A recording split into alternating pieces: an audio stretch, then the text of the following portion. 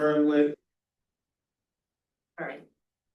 These are the things we have concern with, and these are the proposals that we have to make those adjustments. That way, it doesn't put us in a place where we're all trying to tackle the thing at the same time. Then we come back with a teach back process where the ad hoc groups would select a spokesperson. And that spokesperson will come back and we give time for each one of the sections. That way we figure we could hit it faster and keep going. And once we got that done, we take the same process when we deal with RFP. And so that was way, because when we had our conversation, Dr. Nichols and I and the staff, we talked about it and said, if we all keep trying to get it all done at the same time, we're gonna miss. I heard somebody say we don't always do our homework because we got life happening, right? And so if we focus on it, small portions at the same time, and then bring it back, we figure we can get more done. That's the concept. Does that work? That make sense? Yeah, it makes sense. I was just thinking, cause I mean, I looked through the qualifications and requirements and like 13 of us and somehow maybe 4 and 5 out of that. And I'm looking at like the qualifications, it's quite involving for maybe 4 or 5 people to go through a list of, candidates and then having to review the next, I just feel like it's so important that we don't rush through the process.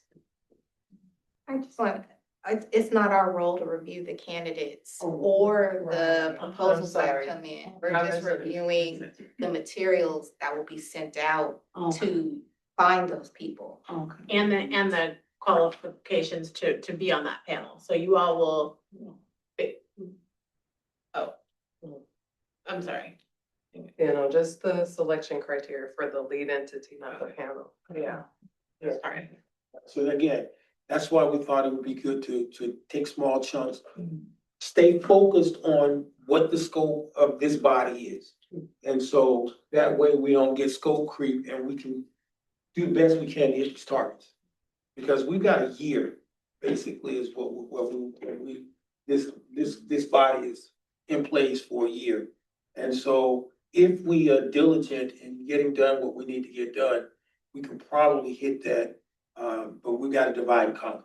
I think I just want to clarify too. So for all of these things, and I think even with the conversation, like we probably need to keep going back to the objective so that we're not getting off task because we're not developing anything. Thank you for saying that because now I have greater clarity. We're only reviewing and providing feedback.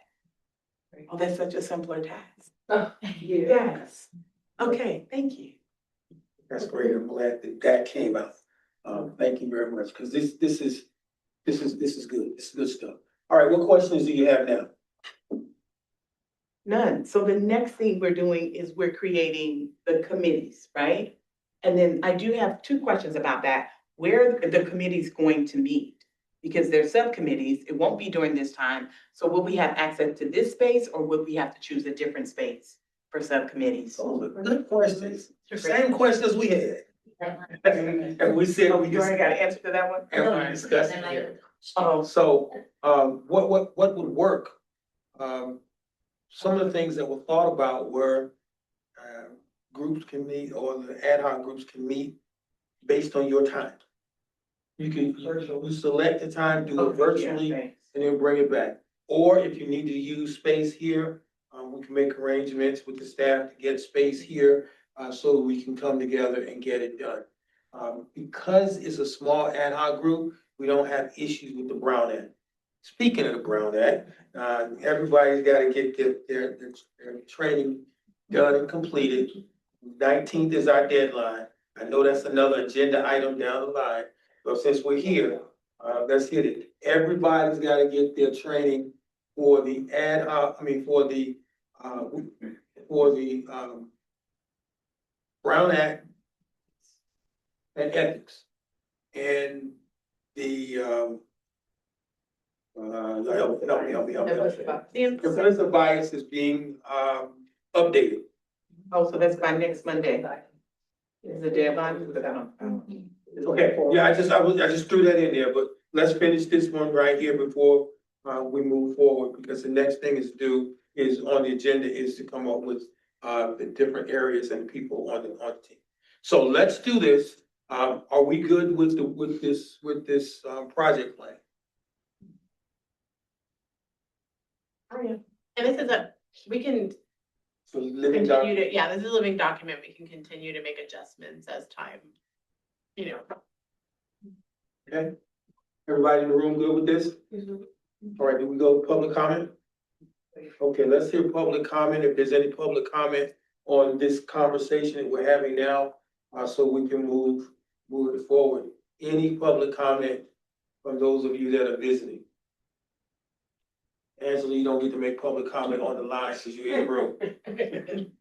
Just giving the recording. There are no hands faster. All right, no public comment at this particular point, so we're gonna use this document and we'll move forward, and it is a living document, so if something changes, we are flexible enough to shift it. All right? We're good? All right, so the next thing we talk about is ad hoc committees. Again, we wanna try to make this manageable, so we've got scope of service, qualifications and eligibility.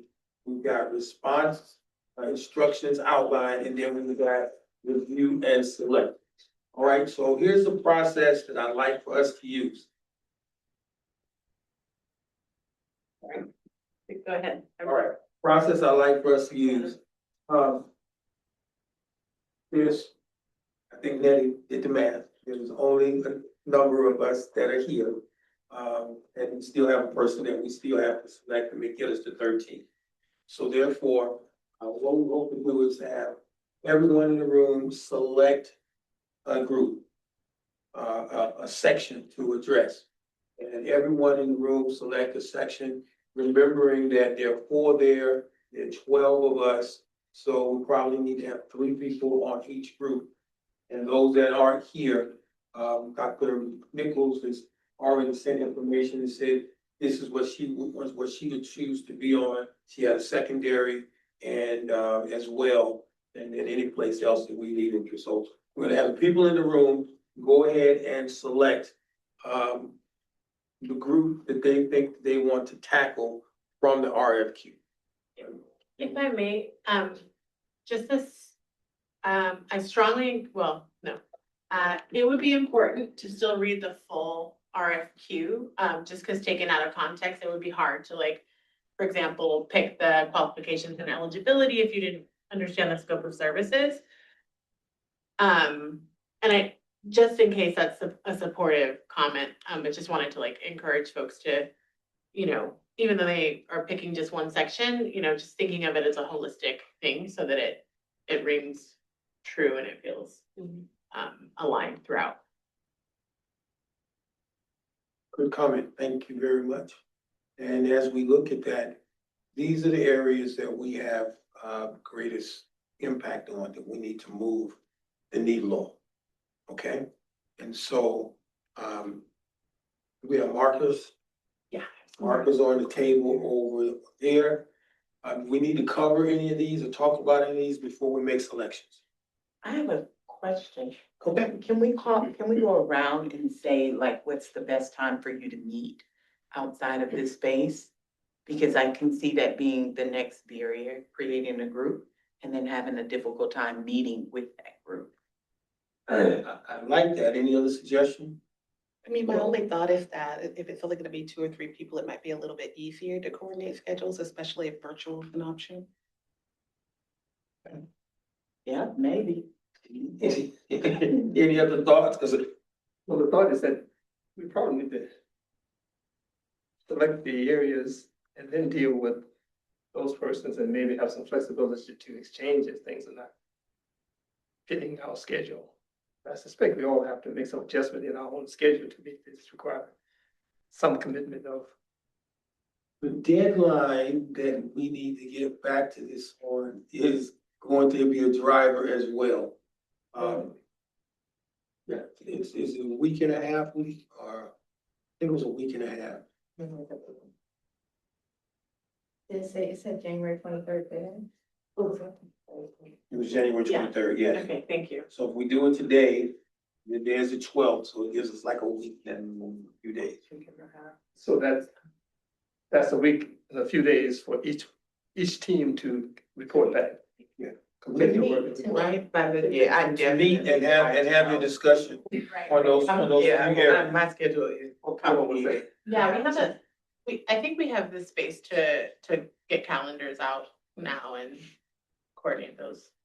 You were thinking that, right, Reverend Harris, that we would, that the small group would convene and just pick a time? They can pick a time, they can come in here, or you can meet ad hoc virtually, based on what it is your schedules will accommodate. That was the thinking. That way we could move the needle forward without having to come into this facility, meet here, unless it worked. If it worked better for you to do that and meet in one location, or if it may work for you to, and again, these small groups are not subject to the Brown Act because it's less than quorum. So you can meet and you can talk without it being an issue. And so therefore, that's why, Doc, when you said everybody going around the room to see what time it would be. No, I mean, like, some people, their schedule may be like better for a morning, some people may be better for day, some people may be better for evening, is what I'm saying, right?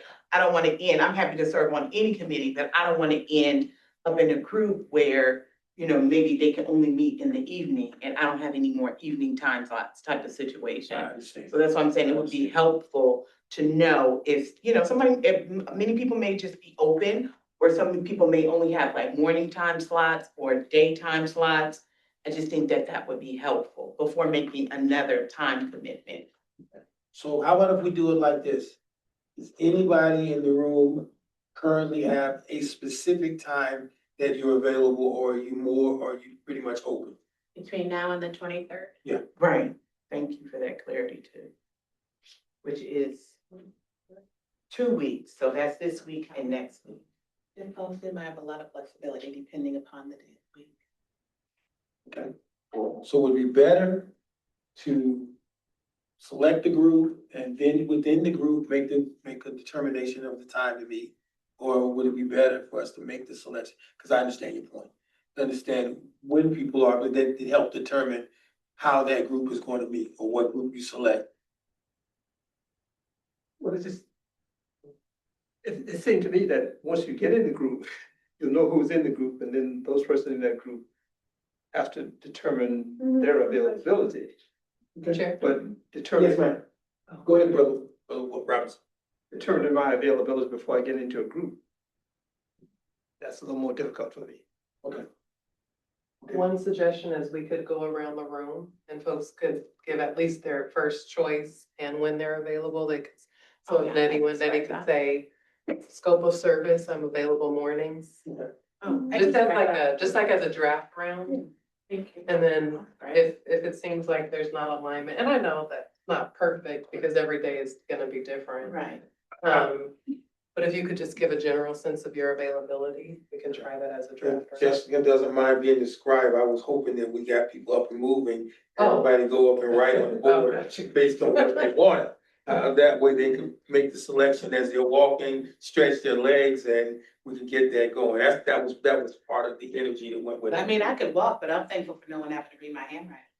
All right, I'm so. happy to do it, and if you need to get a little All right. stretch in, a little chin Let's do between, make sure All you right, take your so money. let's go around the room and decide who wants to go what, and I'll wait until everybody else, Dr. Nichols and I decided we would wait and decide which one after everybody else determined where they want to go. So, and Lauren is on the line, so we want to have Lauren weigh in on this as well, because this is not a vote. And just to clarify, so folks are gonna go up, the name under the content area that they are interested in, and then in parentheses next to your name, indicate whether it's a particular time of the day or a particular day that works best for you. Is that what we're asking? That- Except for Jessica's gonna write for me, so no one has to read my handwriting. Yeah, I'm happy to write for anyone.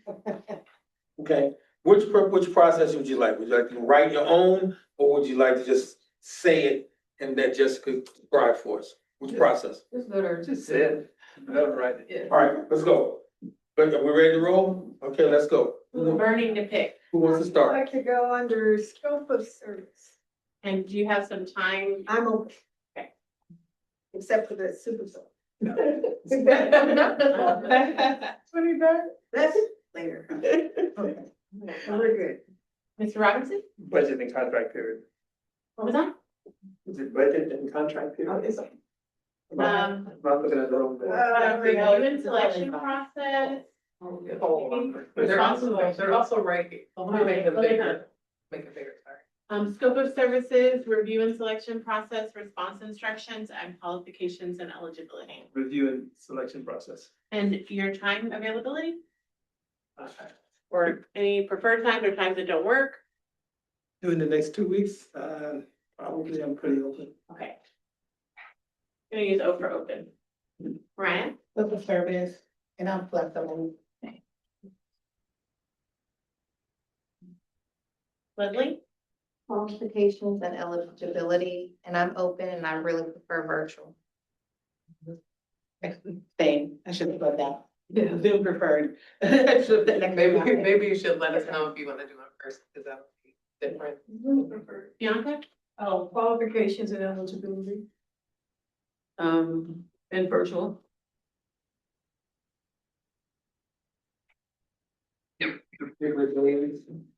I'm flexible.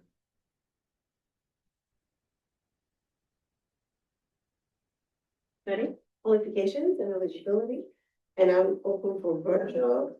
I'm not available on the weekends and on the 19th. weekends are what? No, no, No weekends are what?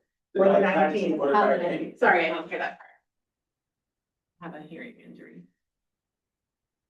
She's not doing it on Martin Luther King Day. That's right. Okay. Scope of service day. And, can I just get clarity on this one? Oh, never mind, I got it. I needed to read it up there.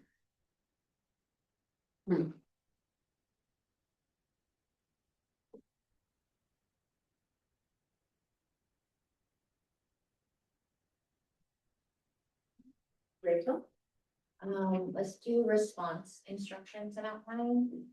And according to my schedule, I'm only gonna be available the 16th in the evening. And the 20th. Between 6 and 7.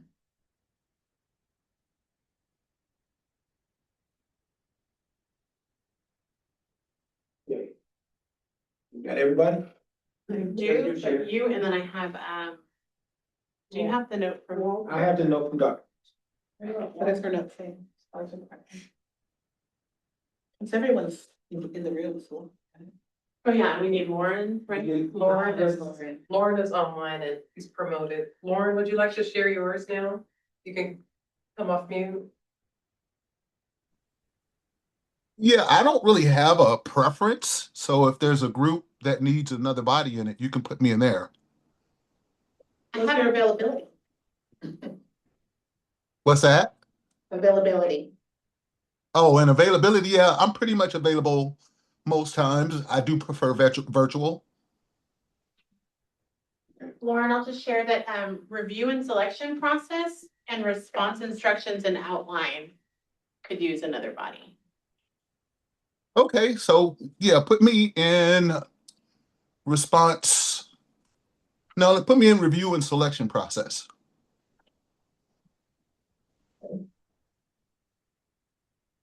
So then we need to weigh in from Walter. And that's the only other person we're missing, right? Based on Dr. Nichols' note,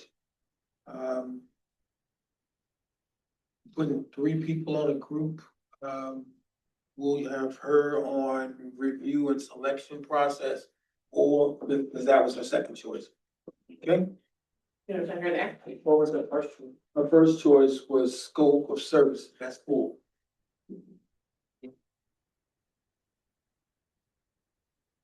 She's flexible, do you know, or her? Yeah, cause that could be a factor. We didn't ask that question. She just started a new job, so that's gonna be indicator. Mm, But this is the note that she said her third choice was any remaining subcommittee that was left will be fine with her. So, since we have that space there, put me on response.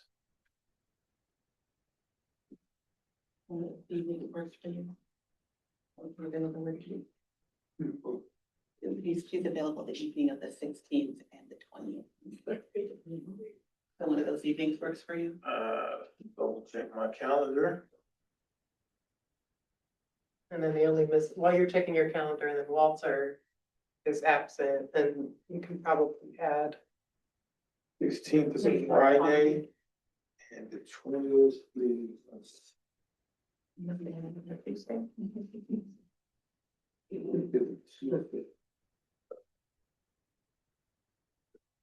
Third Tuesday. We have those triads Council meeting. connect in this moment. We also have supervisor skills present online. Oh, she's online, so we wanna make sure we manage her time. Let's manage her time. All right, what was the statement? I'm sorry. Yeah, that's the reason why, like, you and Walter, hopefully your availability matches. All right, we'll work on it, 16th is Friday night or then Tuesday. Just put a note on that for me, please, and we'll try to work it out. And it's only in the evening? Yeah. Just in the evening for those 2 days, I might be able to move something around on the 20th, but I'm going up to Humboldt and for my social work intensive, the reception's very bad there. So I don't know if it's just gonna keep going out for a virtual meeting and I wanna honor your time and not block it out and then it crashes. So we'll have Let's to talk see. about it. Let's go and set the group up and then we'll work it out. So we got 3 on every group at this particular point. So we're good to go, right? That covers us all. All right, well, thank you, everybody. Appreciate that. That went well. So we'll do that. Before we move, the public comment on this particular topic.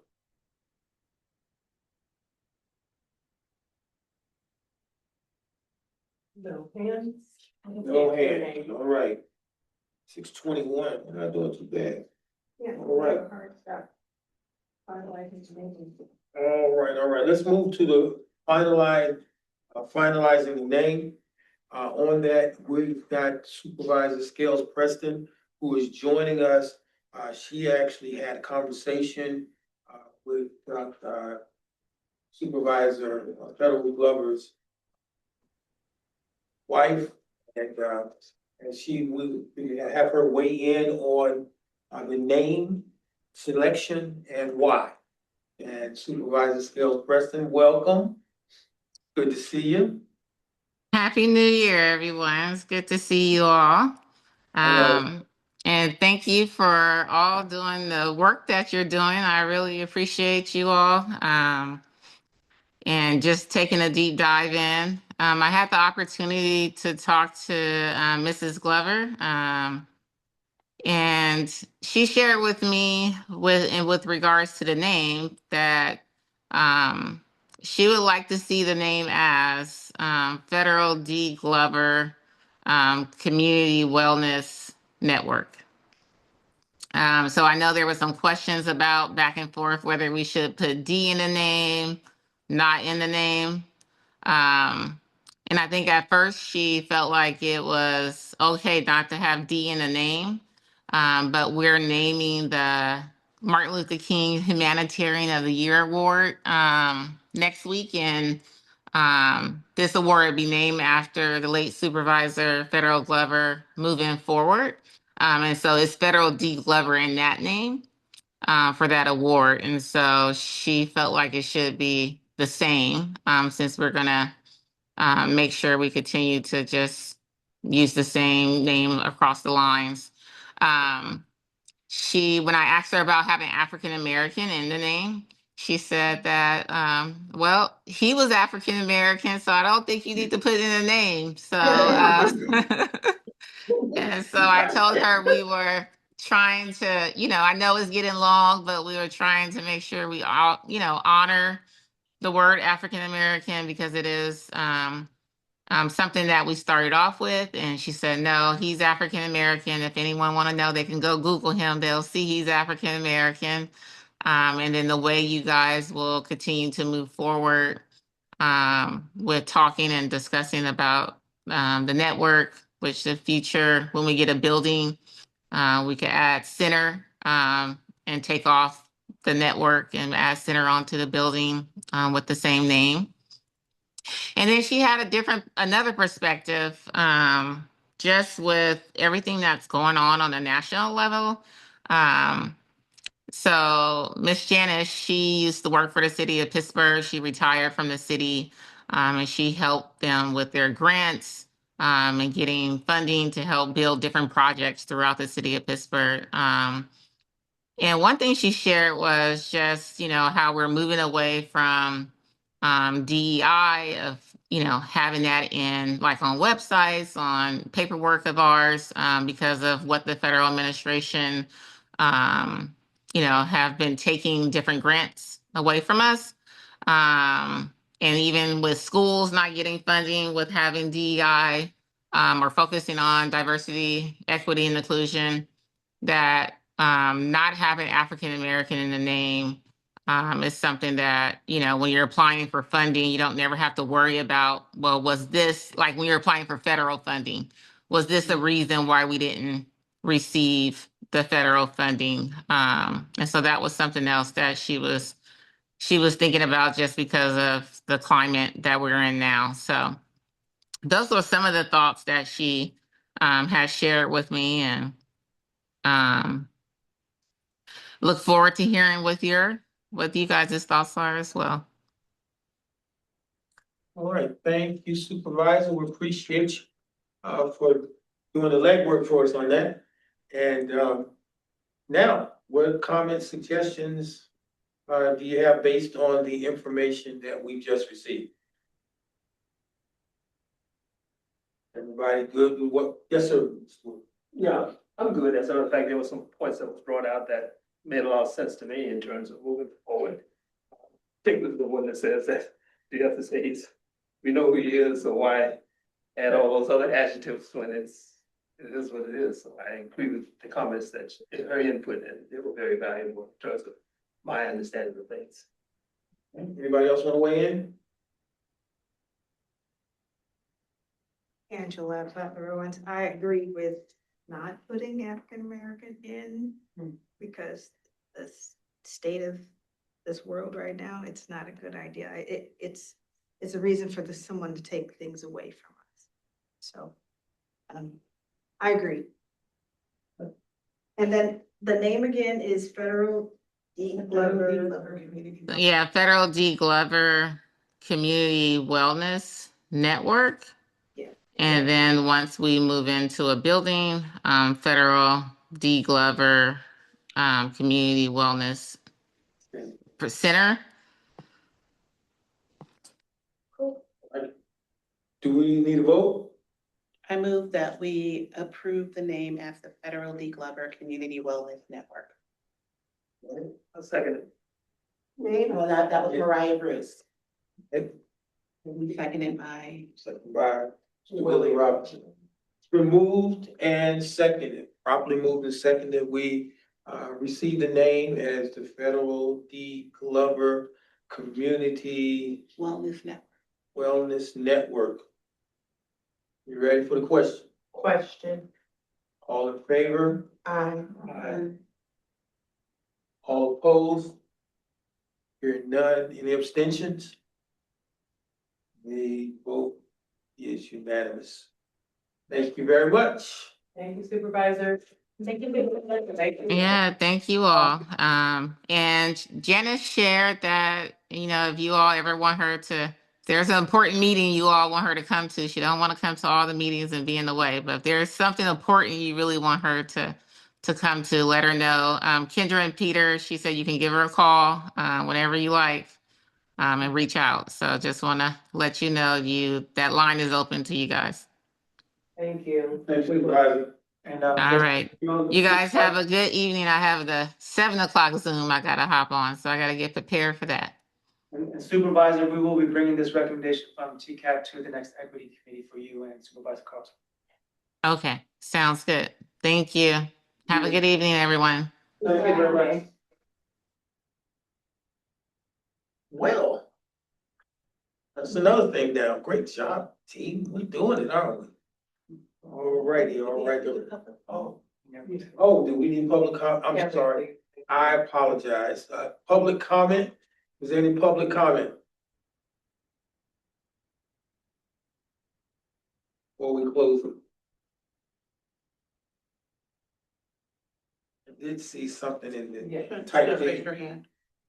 I'm gonna promote you to panelists, Pastor Chantel. So you can come off mute and speak. Okay. I just wanted to say how excited I am to log on tonight and see how productive this team is and how I'm so excited about the name. So I was over here smiling and I was like, I just have to say that it's great. You guys are, I seen Pastor Harris and I said, oh, he's got this thing going. And so I just want to say thank you so much for being able to communicate with each other and get things going. Super productive. So I just wanted to encourage you. Thank you. Any other comments? Just that one? So, I did see that there was something in the chat. in the chat. Oh, yes, Velma, we're reading Velma. She says, hi, everyone. Hi. Hello, Ms. Alva, how are you? Amen. All right, thank you very much. Just by chance, just for point of clarification, I think we should have had the public comment before we voted. It's a procedural. Yeah, that's it. Procedural wise. That should have happened. It was an oversight. That should have happened first. Because I was gonna say. That's my bad. I apologize. I got We're excited. doing this together. I got excited. All right, let's look at where we are now. We've got the name done, site visit. This is a 3 up, 3 down conversation that we had about site visits. There was a conversation about prior to us being in place and having chair and vice chair, co-chair, how we came about going to site visits. That was raised, and that's one of the things we will talk about going forward. But as we are looking, how many people in the room attended either the site visit in Sacramento or the one in Antioch?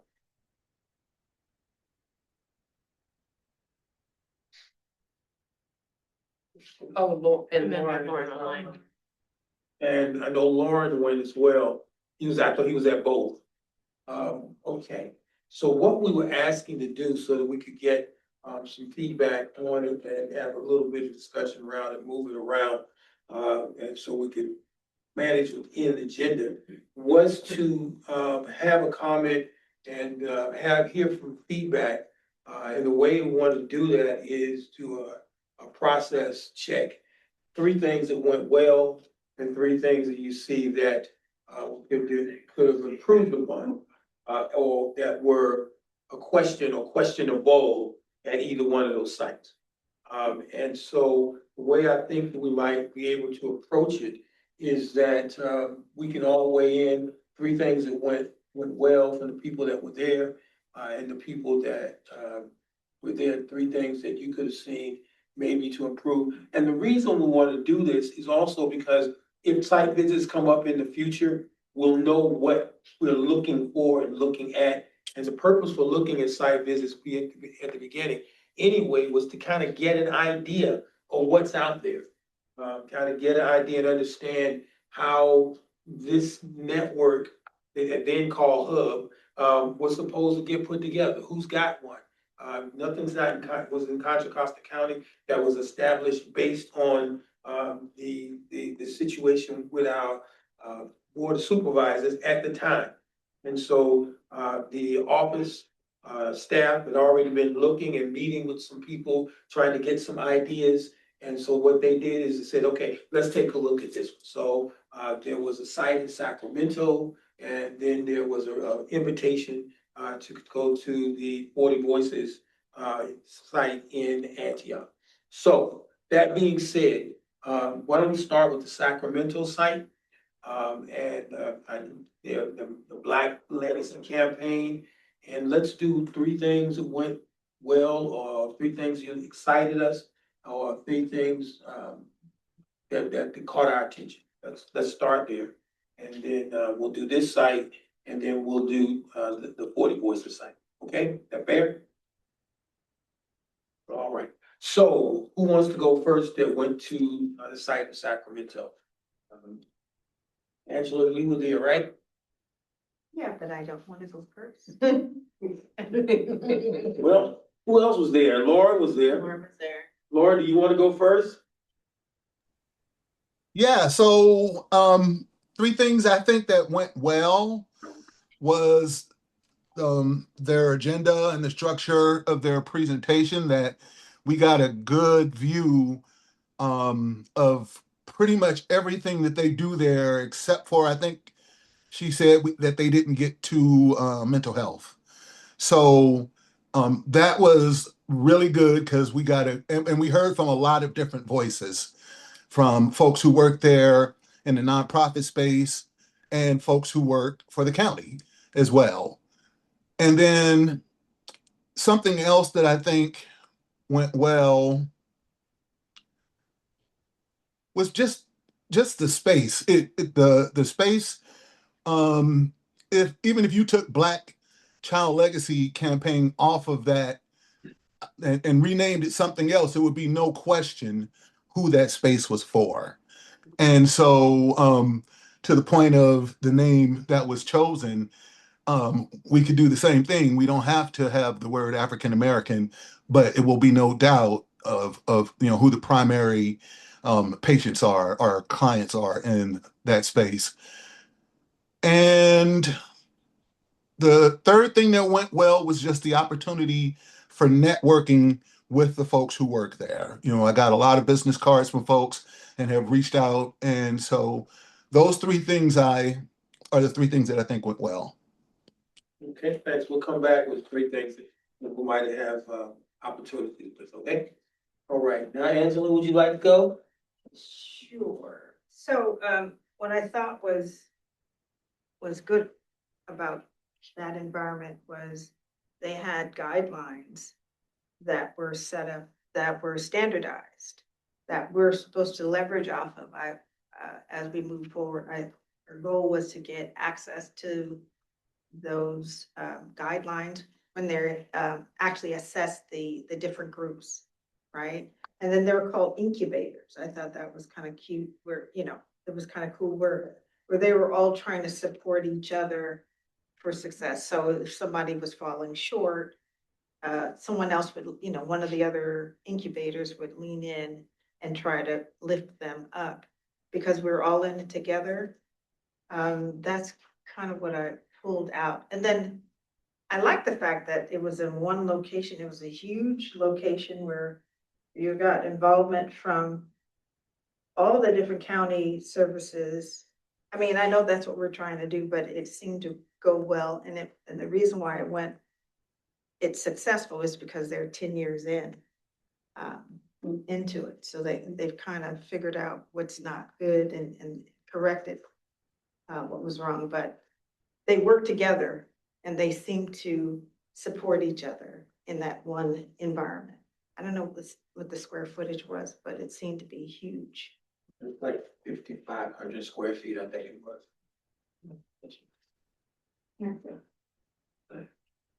My perspective, I ditto everything that's been said so far. My perspective was seeing the interaction between the county agencies in the facility and the fact that the county agencies, that space was paid for by the county. They had actual satellite offices for probation, for health services, for a couple other things that were in there. And the county actually paid for that space, maintained that space, the office space, all of the office furniture, all that type of stuff was there. It was in the location, but it was managed and paid for out of the county budget, which I think was a huge connection opportunity. One thing I really liked also was the fact that the bridge, especially with probation, and the fact that if the kids were going to get violated or whatnot, and they didn't make their probation or whatnot, because they had a facility, an office right there, and the kids could come to that site, get reinstated, and keep on going. And they didn't have to go to the courthouse to get it done, and they have people directly from probation that connected with them. And then the other thing I think that was really, really huge, it mentioned the site, but I'm talking about the warmth of the facility. I mean, when they had showers and they had people come in from the community to take showers if they needed to. They had tons of diapers, they had tons of supplies that people could come there from the community and be served. And when they had that mental health room, that they partnered with, mental health provider to come in, oh man, that thing was phenomenal. You just wanna just go in there and just sit back and hang out. I mean, and all of the furnishings for the facility represented, the African American community. And what was cool was, they said that we went to Burlington Coat Factory and bought these paintings, framed them, and put them on the wall. And they it was grassroots, but it was beautiful. And to the incubator piece, there's six or seven of them in Sacramento.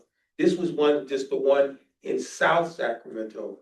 And so that gave an opportunity for us to be able to see. And as Beauty, that was already mentioned about the 10 years in, they're established. And they've got safe haven for the community. They know that they're there. They come and see them. And Ms. Rose, Mother Rose, she's well known in the community. And I think that was great, a great takeaway, was something that we will be shooting for. And so those are my three things. I know we can hear from staff, for they were there as well. Anything that you would like to add?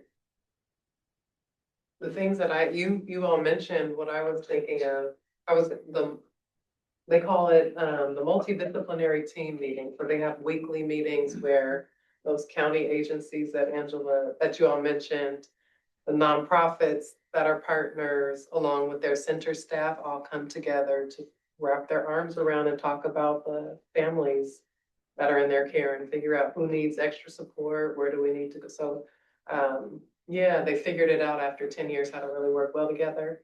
And the other thing that stood out to me is, they selected these neighborhoods based on the data in the county of where Black children were struggling the most. So they weren't just willy-nilly picking places. They looked at what their county data said, and they said, in these 6 or 7 neighborhoods that you mentioned, so this is where we want to place the service. This is where we want to concentrate funding. So that stood out to me too. Thank you. Peter? Yeah, I mean, echoing what everyone has said, but then also adding that, so just so for some context, the Black Child Legacy Campaign, which is what we were visiting, is a network similar to what we're trying to establish here of these 7 different incubator sites, like Angela mentioned. So we just visited one. So everything that people are talking about is incredible. It's just in this one hub, which is incredible.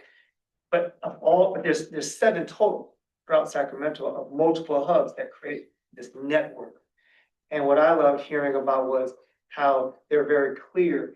Each hub reflected the unique and distinct character of the community that they were in. So it wasn't like a cookie cutter approach across all hubs. That they all, I think you mentioned this, Angela, they were holding each other mutually accountable for the work.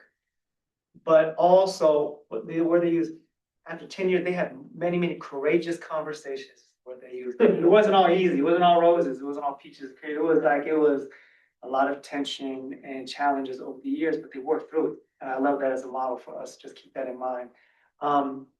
And the other thing that I really appreciated was, of the public agency staff, like the Child Welfare Office or the Employment and Human Services folks or the probation folks, that those agencies, through the many, many years of partnership with this effort, were really leaning into the idea like, oh, we have to be very intentional about which of our staff we send to embed in these communities.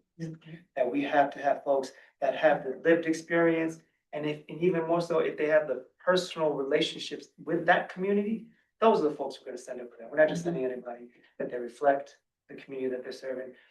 And what I love is also just hearing directly from those staff, they really appreciated it. They said, we get a lot more out of this relationship than what we get in terms of just being in close proximity with our clients, our participants, with our partners.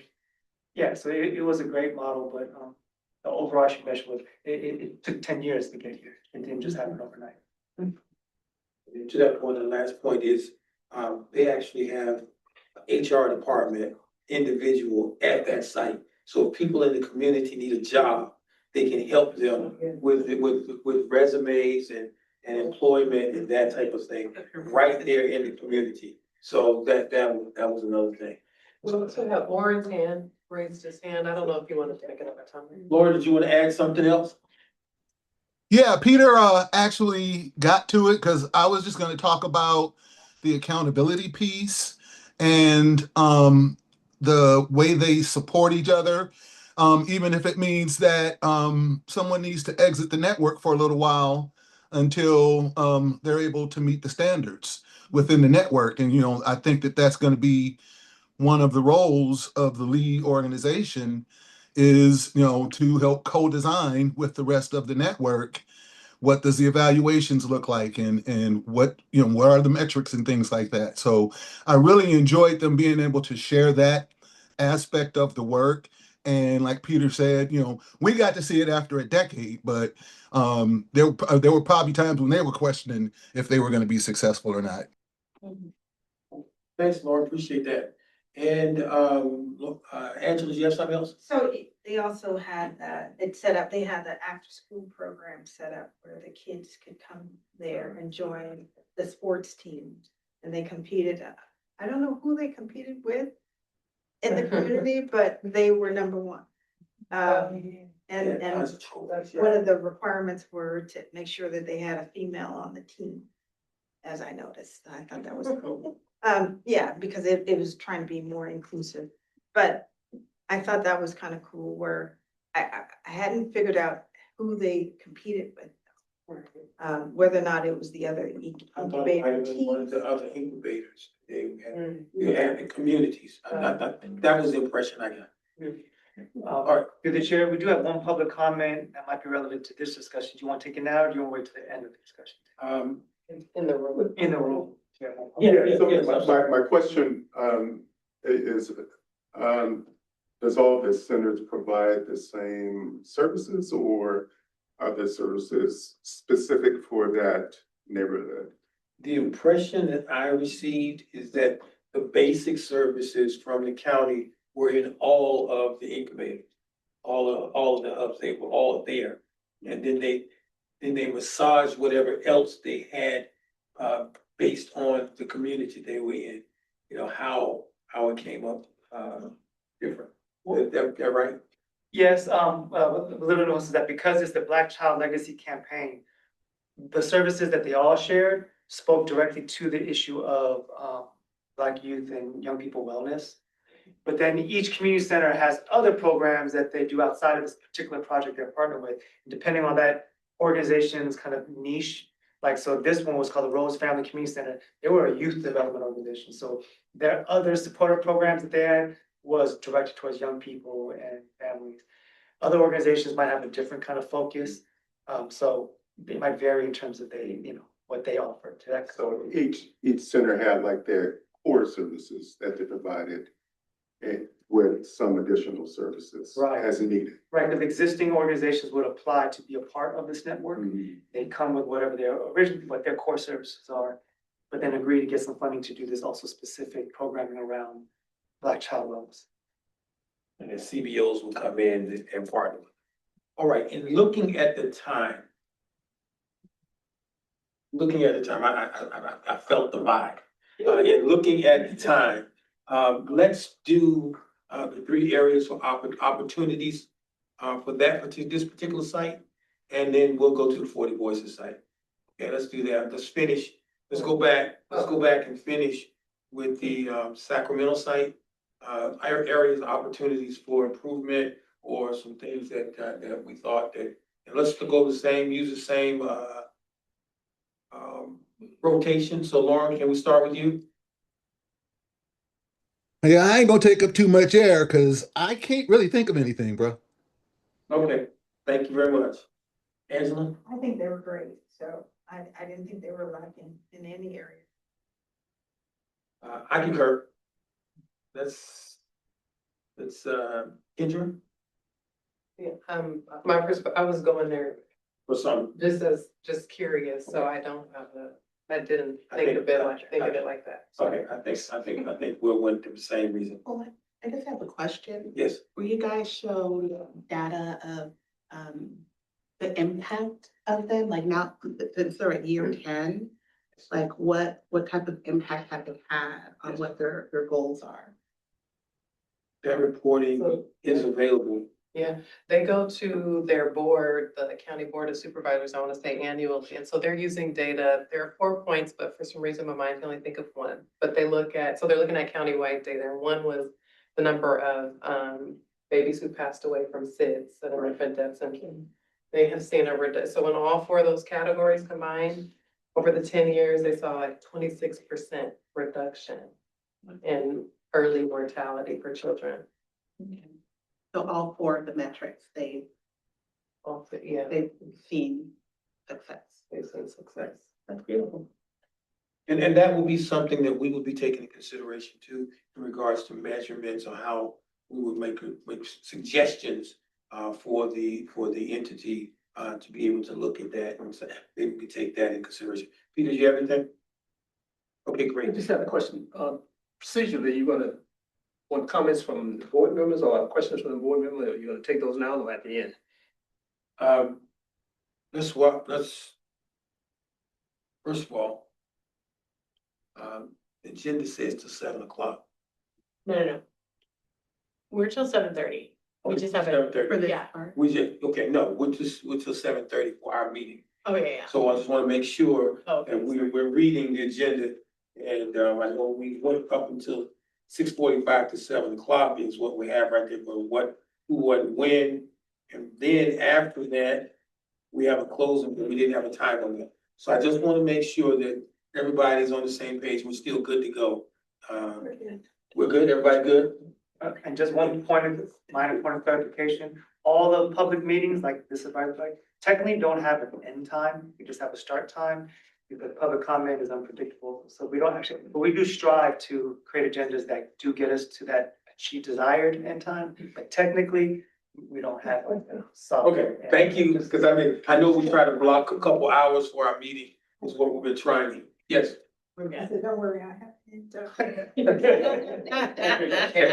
I have a forum at end. I had a question about the items that was on the table you were discussing, and I was wanted to know whether or not you were gonna hear from board members, or at what point in time do we get a chance to raise a question? What way will we be, you want to hear them both No, and then ask questions? So I'm saying, I have questions about what was being discussed.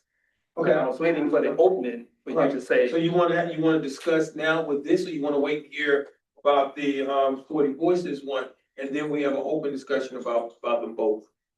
Either way. Okay, all right, is that fair with everybody? Let's go ahead and finish the 40 Voices plus Delta opportunity, and then we'll come back and talk about it all. Does that work for everybody? Anybody need something different? Okay, cool beans. All right, so let's start. Who went to the 40 Voices location? I think Lauren was there, Angela was there, I was there, other people that are here. Walter's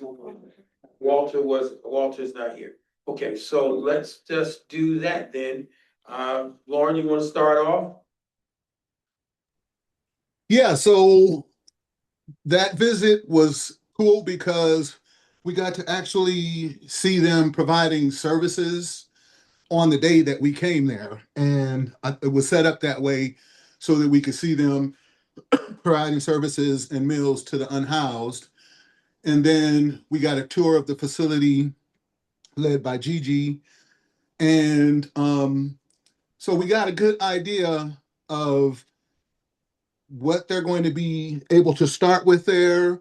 One of the things I really liked was this space that they are creating for smaller nonprofits who may not have space of their own to be able to come and use that as a co-work space. as well. And that, allows them to bring in some ways other services in-house, even though they're not, the same business, but they're under the same roof. And yeah, those are the things that I think went well with 40 Voices. Thank you very much. Ms. Angela? I echo the same sentiments. This is locally in Antioch. I didn't have much more to talk about. It was new. I don't know if I expected what I saw, but it was pretty comprehensive. I know that I'm combining both my positives and negatives. I think that they didn't have the ability to address mental health, but everything else was stood up at that location. All right. From my perspective, it is a facility of operation that is under development. It's brand new. Doesn't have a 10-year lifespan as the one that we've seen. So in regards to it making a comparison, I think it's a good start. I think it's a good start. I think it's an opportunity to address needs in a location. The partnership with NAMI Contra Costa is large because of Gigi Crowder's input and the work that she does. She was there. The NAACP has a seat there. And like Laura mentioned, there's room for other nonprofit organizations in the space that they currently have. They have a wellness room. They have a little kitchen. They were able to feed by preparing meals and getting them ready for people in the community, the unhoused. They were able to do that. They have a children's area where the kids can come together and again, it's a location that's local. Gives us an opportunity to see what is a place to start and how it can be in a community area that can serve the community. They were still working on some programs. They were still building out some rooms. And I think that that's a positive because they're trying to develop it based on the needs as they see them right now. So those are my three things that I would offer as pluses. Peter, you were there. Yeah, I mean, I think it's a pretty innovative partnership that 40 Voices had combined with another faith institution. So just seeing the faith and churches as a real important partner in the work, because so much of the Black community continue to see our churches as a space for support. So just having that as an option, I think was great for those folks who seek that. And I echo, I think kind of like what we saw in Sacramento. I mean, if we can have multiple spaces and hubs such as this kind of start to really emerge throughout Contra Costa County, then that network truly will be fulfilled. And so this is like a great example of one of the, hopefully one of the many hubs that we are able to establish. Okay. Great. Let's do, so we can move along. Let's go ahead and do, Lauren, you want to start with any deltas that you had, opportunities for improvement? I think some of them might have been mentioned, but did you have anything else? I guess primarily if some of the other partners could have been there, similar to like up in Sacramento, all the partners were there. And so you got a holistic view of their work and how they approach their work. And that would have been very helpful for us to be able to see that. Now, we also don't know how far they are into building out that network of folks who's going to be using that space. But that's the main thing, that just being able to hear more voices during our time there. Okay, thank you. Angela, do you already do yours or you want to do something else? Yeah, because they're kind of new and in developing, they're not entirely structured same way as the Rose families. there's opportunities for growth. Opportunities for growth. I concur. There's a lot of opportunity for growth. There's opportunity to maybe perhaps in the future become a part of the federal D Glover wellness, community wellness network as an option. It's a good start and it's a good idea. And I think the beauty of it is the opportunity, I would say, is that it's still under development. That's the opportunity. And so seeing what's available, what's possible, I think it can be incorporated. My challenge also is the footprint. As the footprint at this particular point may not be able to accommodate all of the partners from county or whatnot as the other opportunity was. The footprint they currently have seems to be a smaller footprint. It's in the basement of the church, on the lower level of the church. And so they were expanding, moving some stuff upstairs and trying to use some space inside the church, the sanctuary. But again, the opportunity is under development. Peter? I think that you all have said names. I think regarding the location, the importance of having multiple hubs and partners, satellite sites, because, no one place is truly accessible to all of the community, and I do think it does pay. If you have a car, I think it's very easily accessible, lots of parking right off the freeway. I'm just unclear about what public transportation can access the location. That's just something to think about for all of our sites. Yeah. Cool. Let's open for public comment. Let's start with public comment on the line, and then we'll do public comment in the room. Is that fair? Public comment on the line, any? Okay. All right, no public comment on the line, and let's take a look at public comment in the room, or let's have our conversation in the room. Is there public comment? Don't see any hands. Let's the bodies comment. I think we have. Oh, you got a hand. All right. I just couldn't wanted see to that. know, I'll hear you. Anthony, what role do you see the 40 Voices playing as part of the center? Currently, as I understand it, and this is my understanding, I could be wrong, please correct me. The 40 Voices facility is a facility that is not currently in network for what we're building.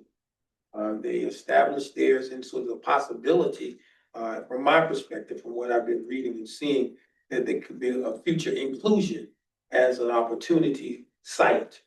But what the implementation plan called for, that none of that had been vetted as it comes to what we're trying to stand up. That facility opened up prior to the implementation plan and the set and the development of the TCAB and the process.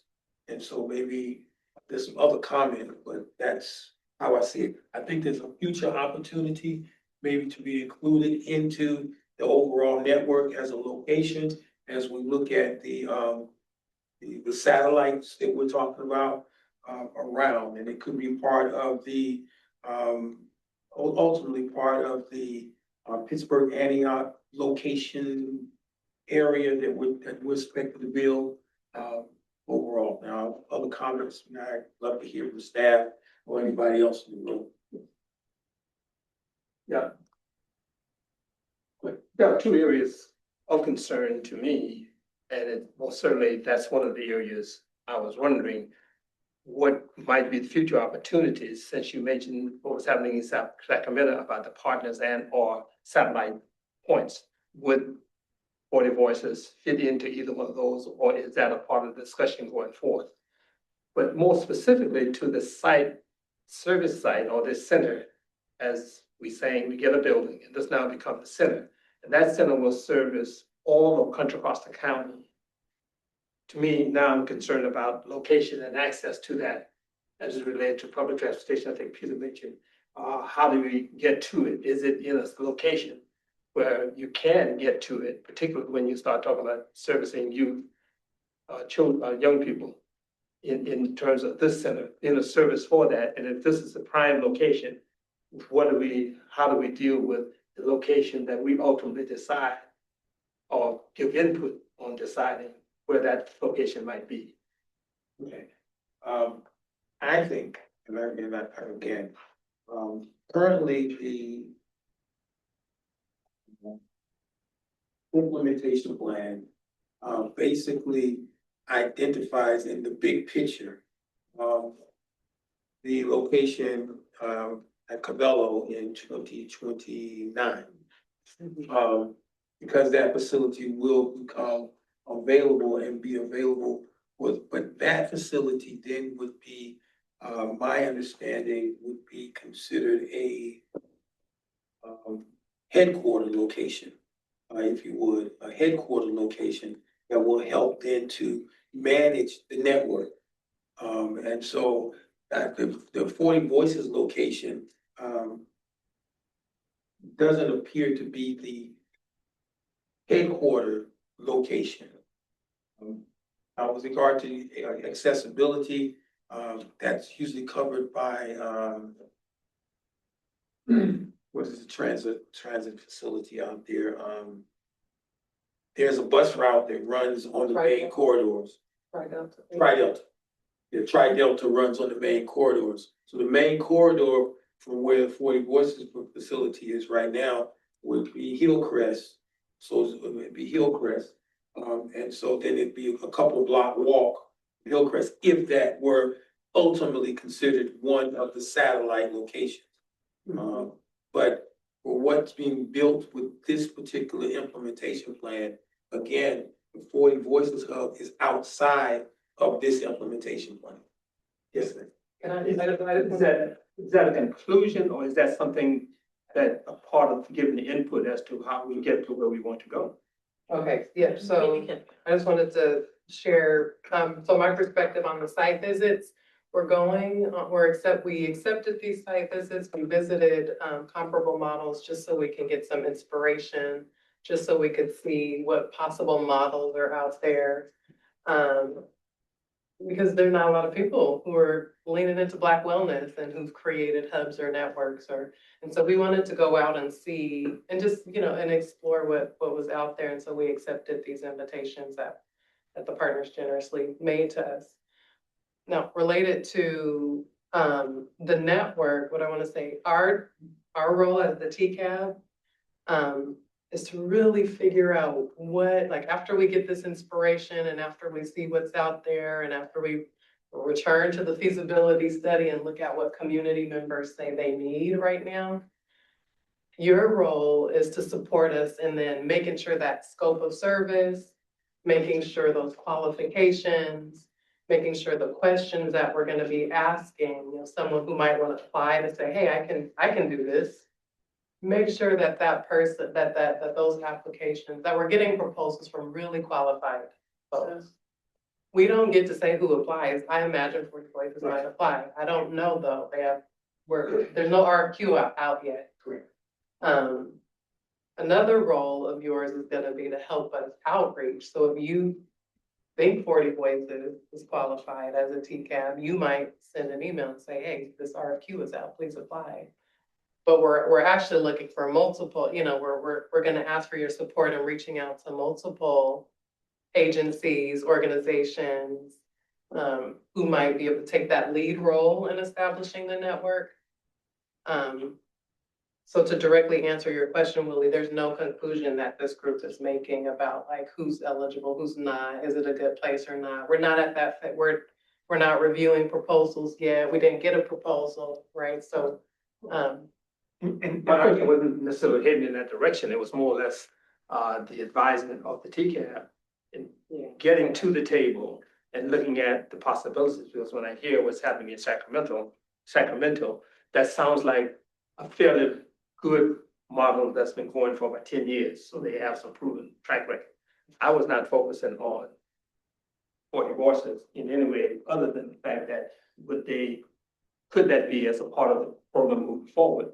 They could be considered, if that's for what we're considering, maybe a satellite or something along that line within the network or the county itself. Yeah, the solicitations will go out. Like Yeah. anyone can apply to the solicitations based on qualifications and. But my focus was more or less having in place, that's gonna be a center for this network where it's accessible, folks can get to it, Right, and it embodies the greater need that is coming from the community. right. And to that point, the feasibility study and the information that's been put forward has identified, North Richmond, Richmond, Pittsburgh, and Antioch as the areas to be served. Now, and then the other piece is that between now and 2029, services will begin and they will be processed as part of a satellite opportunity to get to where people, services where people can go and get them now, not waiting until 2029. I think that's part of the challenge that people are confused by, is that the narrative is that we're waiting until 2029. We're not. And so there's already been money paid out to organizations to already start some of these services that came from the board of supervisors already. So our piece now is to do those four things that we are focusing on to make sure that we now build the infrastructure for this to happen. Is that? Yeah, I think so. If I could just also add to that is, remember, we're asking for two different solicitations that you guys are gonna help us finalize and refine. One is for this implementation lead that really is not so much the service provider themselves. The implementation lead is the backbone organization that's gonna coordinate. That's gonna be the glue for this network. That's gonna set up all the referral pathways and the partnerships, the capacity building. They're gonna really provide a lot of administrative support for the network. Then the other RFP, that's for the service providers, the folks who are on the ground providing supportive services. So rolling out immediately, once we put out these solicitations, will be to get those service providers in play to begin providing services right away from the locations that they currently are at, but prioritizing those communities that Pastor Harris just mentioned, Richmond, North Richmond, Antioch, Pittsburgh. But this lead entity is also going to be forming that backbone organization to do a lot of that coordination. But the idea is that eventually that lead entity is going to need a headquarters. They're going to need a space to operate out of, to house their staff. And so right now the county, we are proposing that there is a county site that's going to be available in 2029. We are advocating with our county to, as part of their investment in Black Bonus, in addition to these dollars, they also contribute a county-owned space. But that has yet to be determined. The board is saying, let's look at that, continue to do some assessment of that space. And they're gonna make that determination of that space. But to be clear, we're not wedded to that space. If someone else comes up, if any of you have 20,000 square foot location you wanna donate and contribute to this space, please come let us know and we'll switch gears. But the idea, again, services will roll out immediately. And so we're trying to invite everybody to apply who's qualified for either one of those roles as a service provider or as that lead entity. And yeah, to your point, Willie, we are still in communication with Sierra Health Foundation up in the Sacramento area. They are the foundation that houses their version of a lead entity, right? It's called the Center. That's the name of their lead entity that's doing this coordination of the network. And we would love for them to entertain, put their name in the hat when that RFQ goes out, but we don't know if they will. Their focus is that county, Sacramento, not really out here, so we'll see. Doesn't mean that we can't also reach out to them, say, provide TA, provide some support. There are other opportunities throughout the country, across the county, that certainly, you don't want to close the door on, and we need to be looking into what possibilities are. That's right. And then as for the 40 Voices, our assumption is that they would apply for the services one or the lead entity one. We don't know. They're welcome to apply, and we hope they do. But ultimately, we want as many applicants who are qualified so that this review panel can actually make the best decision. So once we get the RFQ and RFP, then we'll be ready for all the rest of it. And so that's what we're building the infrastructure for. Questions, comments, suggestions? The only other one thing I add though, in terms of just for clarity for this group, well, because there is some confusion out there, is that the 40 Voices, that group did play a very key role in initiating that an advocacy for more supportive services for Black communities and for a hub, which then cascaded into a whole countywide chorus of voices from the community to advocate for us. But they played a prominent role in the initial advocacy for it. And so then they adopted the name 40 Voices African American Holistic Wellness and Resource Hub at Delta Bay Church. That name itself is just a little confusing because people who've been following this process are saying, wait, isn't that the name what you guys want to do? So is that the county hub? Are you now currently funding that particular hub? And is that what this group is already? And to be clear, that is an independent effort. It is not funded by the county. 40 Voice was able to fundraise on their own to initiate that. It has the same name because of their historical participation in this advocacy. They intentionally use that name to honor that work. But to be clear, it's not. So we would love it if you would help also spread that accuracy that no, the county has yet to fund a hub or a network. That's what you are helping us initiate. And even though that carries the same name, it is a separate, independent effort that we hope will become part of it long-term in some way, but it's not yet. Does that make sense? And we did just change the name. And we just changed the name. Which was the impetus for the name change, well, because of the confusion. Well, and to reflect the true nature, this is a network, not just a single location. All right. How we do? We good on conversation? We good on discussion? We good? Good on time. All right, Are so you good, Mr. Robinson? This is an ongoing discussion and just some of the last things that were mentioned is a part of the concern. So we not be confused as to how that fits in. Well, certainly his historical perspective of Benjamin Peters is there. You can't change that. That's a valid record. Right. But they're not the only organization who have been advocating for it. They got more publicity, shall we say. Yeah, yes, sir. And I'm so happy that you're a part of the election process part too, so that you can put some good focus on like the way we wanna. We're gonna do more outreach and contact other organizations in our county. I'm hoping because the list was minimal.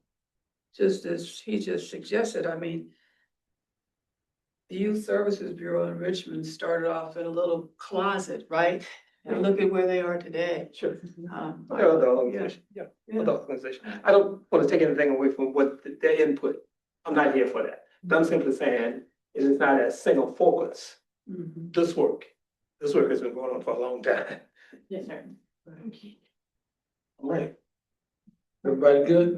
Can we move? I just have a quick question. So I'm wondering, I want to circle back to transportation and making things the most accessible for people. Is there a way to partner or work with the transportation services in the county to make it more accessible? Like if there's different places that don't have the bus stop nearby, can they like put a bus stop there? Do they have the budget for something like that rather than having to move around locations?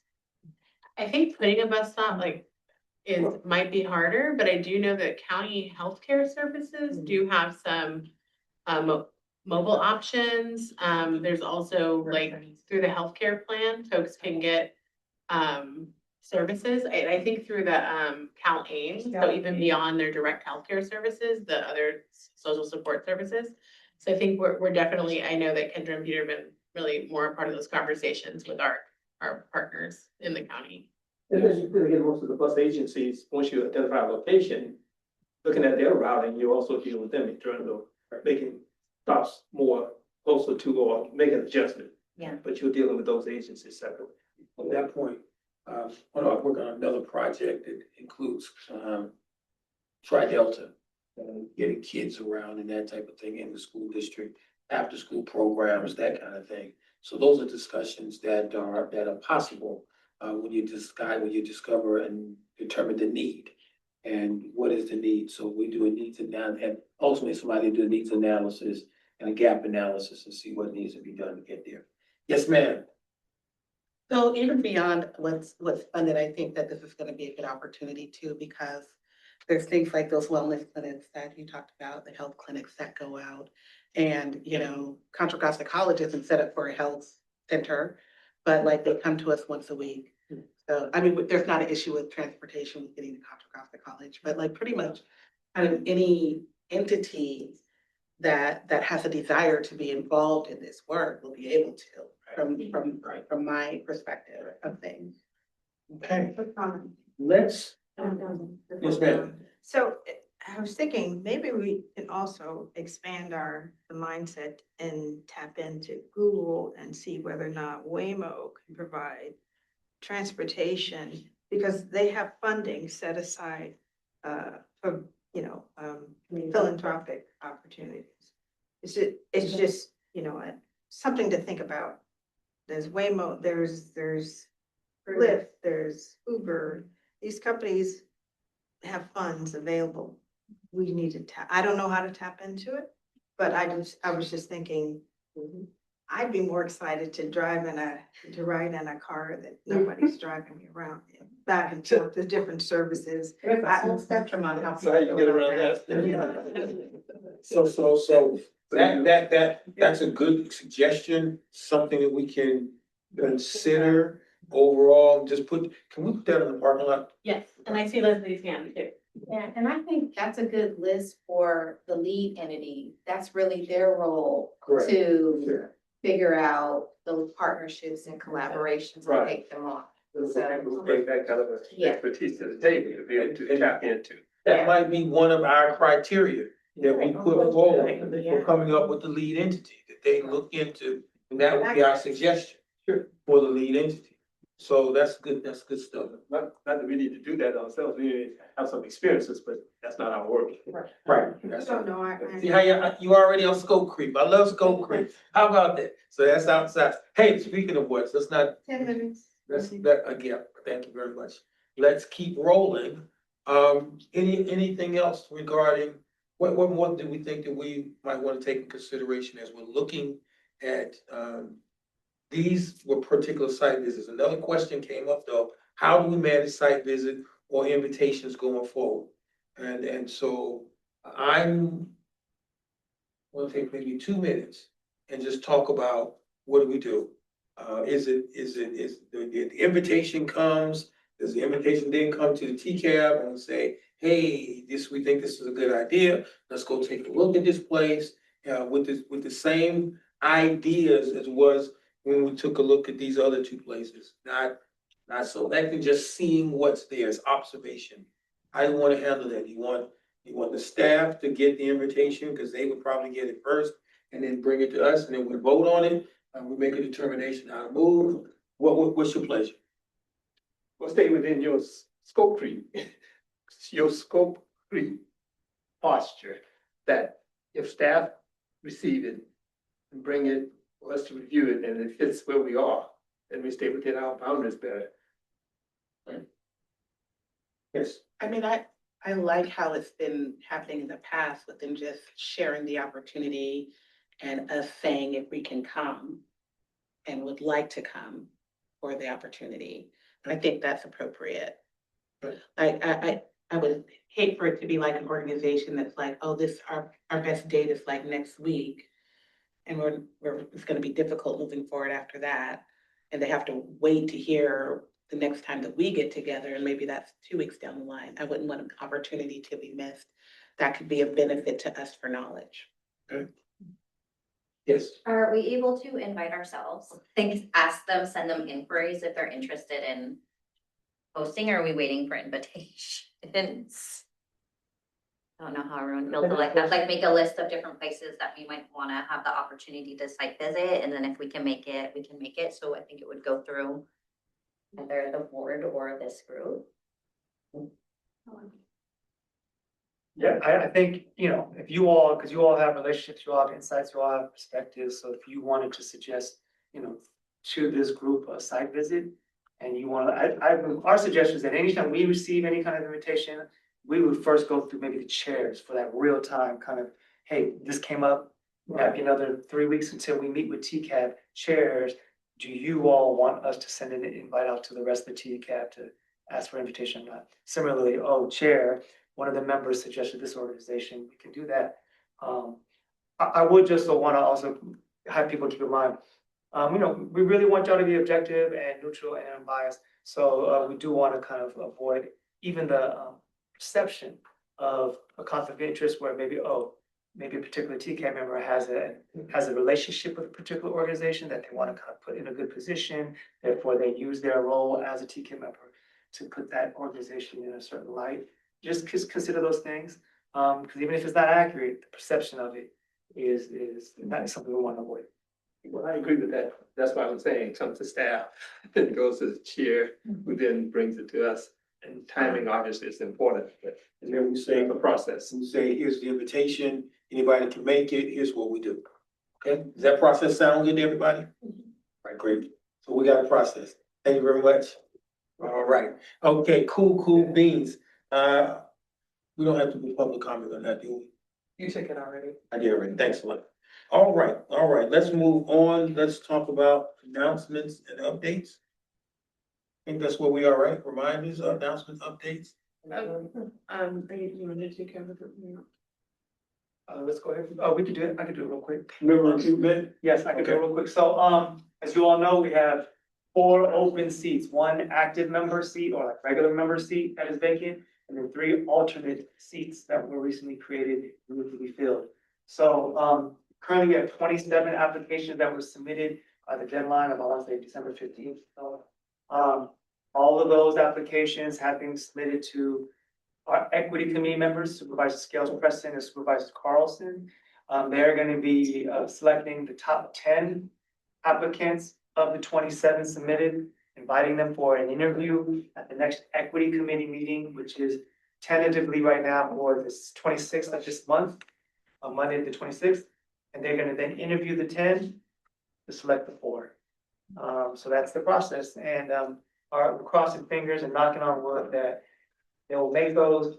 So equity committee will interview, make the recommendations, push it forward to the full body of board of supervisors to vote and accept their recommendations. And if approved, which would look like the first week of February possibly, then those new members will be able to attend this February meeting of the TCAB. Yeah, that's one announcement. What else we got? Yes. So just a reminder, thank you to everyone who's been sending your certifications on your trainings. As we mentioned, implicit bias, we're gonna hold off on that one. Our office created a new one, so we're really excited about that. And we'd like you to get the best of the best.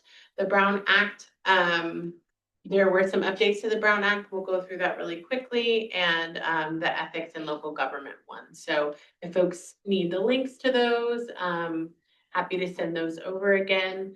Also, thank you for folks sending it to me. I'm batching them up and sending them over to the clerk of the board. There was an update to the Brown Act this year.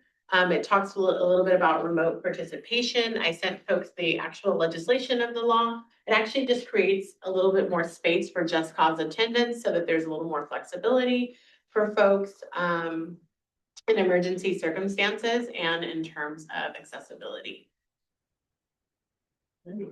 So yeah, the full language of the law, folks got that. I also did a little highlight for you. I know it's a whole page, but it was kind of intense. I had to read it. But it just lets you know that you can only do that a couple times a year. And it just gives you some support around that. Reasonable accommodation. Reasonable accommodations, and then there's some things that you don't need medical documentation. So overall, the updates are to make it more accessible for folks to participate.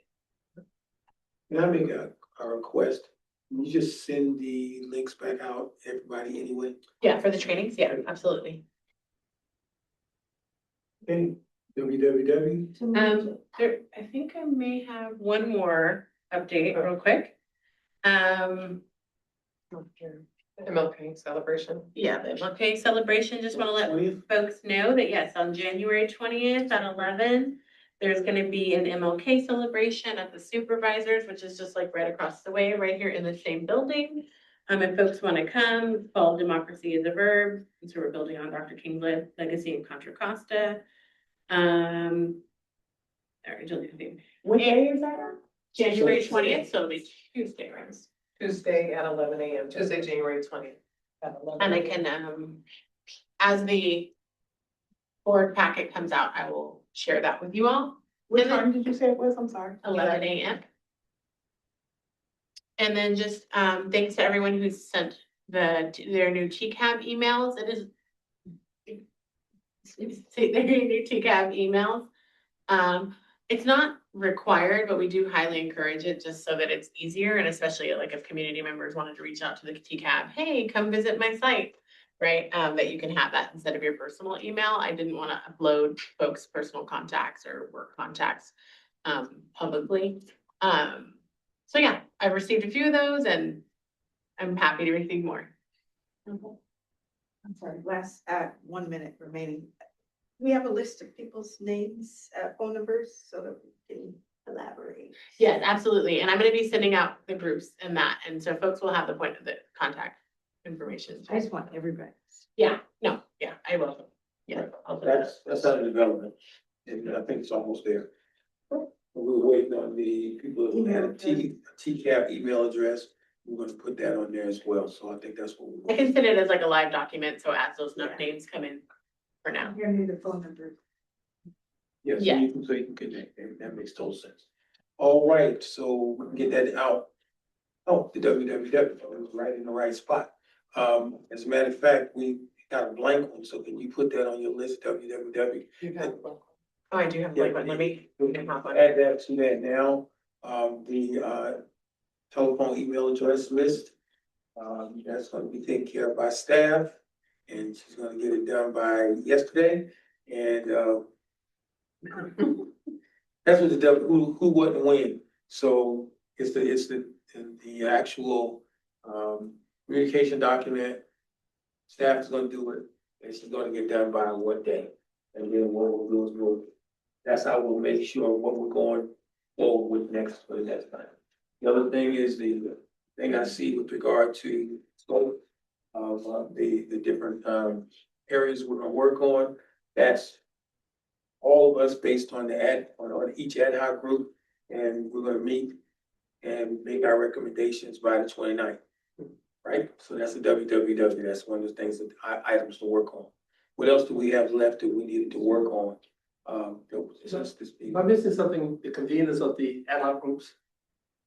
Yeah, the ad hoc group will Who's meet. gonna convene those individual groups?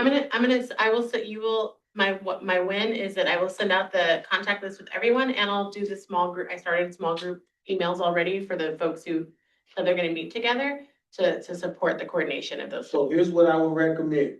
Each group choose someone who is your spokesperson. And let that person be the one who makes sure that you convene the group.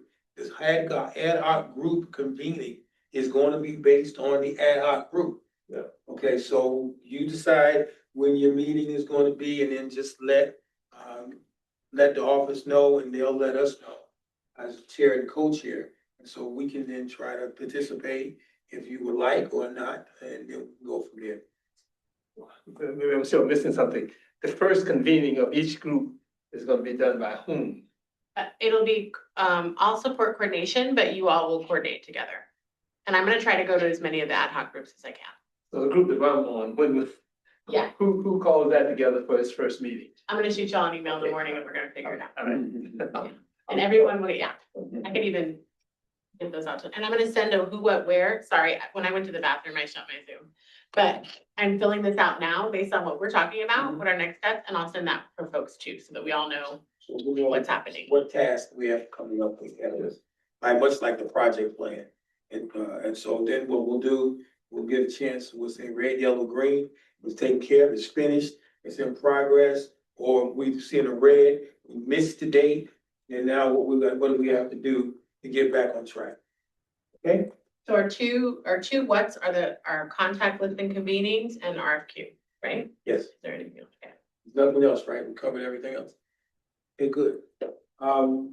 Maybe we're on track, maybe, yeah, perhaps. All right. You have a motion? We don't need a motion, this is just received. Okay, to close? Oh, are we there? Oh, do we have public comment? Public comment? We have public comment?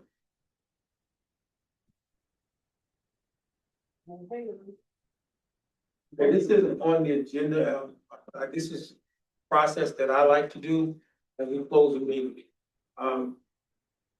One word as to what you, how you take the meeting with, just one word, called una palabra, one word, and evaluate how the meeting went from your perspective. It's one word. Good.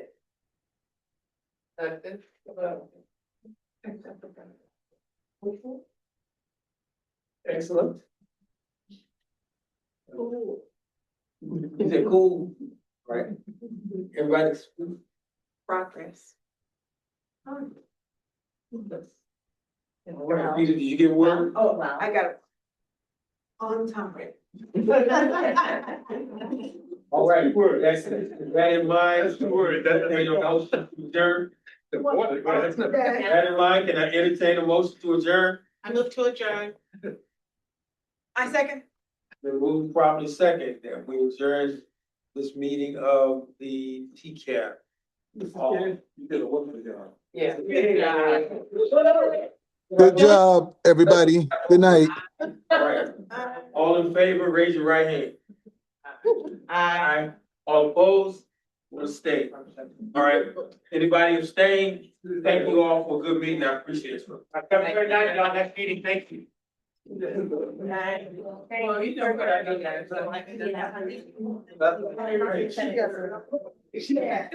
Yeah. Okay. Oh, you want to figure out. Yeah, we don't have 20 parents. If you